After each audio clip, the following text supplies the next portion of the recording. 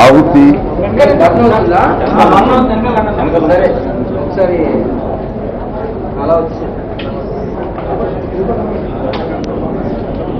దాదాపు ఒక 15-20 సంవత్సరాల అనుబంధం నాకు ఆహుతికి.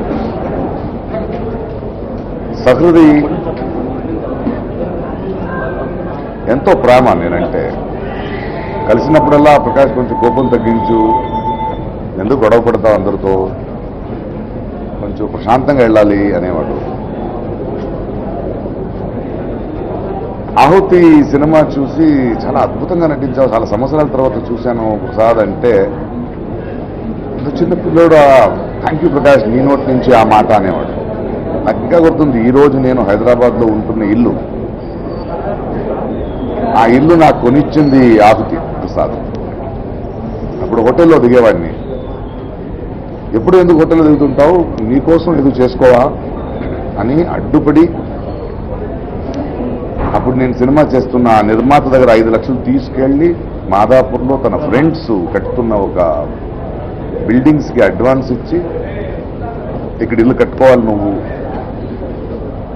ఆ ఇల్లు నేను కట్టుకుంటున్న ప్రతి క్షణం నాతో ఉంటూ, నా శ్రేయోభిలాషిగా ఉంటూ, చాలా గుర్తొస్తున్నాడు నాకు. అండ్ క్యాన్సర్ అది ఏదో అలవాటు వల్ల కాదు, ఎప్పుడు వస్తుందో ఎప్పుడు. మొన్నే ఒక ఆర్టికల్ చదివాను, దురదృష్టం వస్తుంది కొన్నిసార్లు వచ్చేస్తుందంట.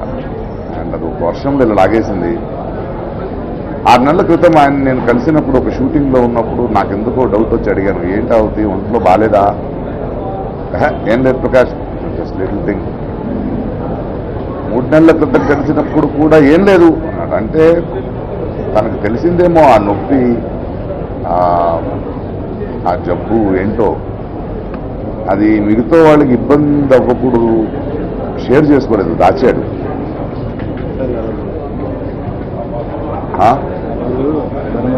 కూర్చుంటారా అక్కడ? మీరు చెప్పి నేను మాట్లాడాలా?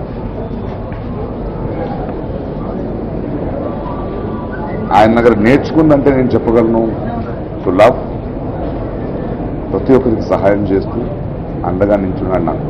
And I wish his family that they have the strength to take this pain.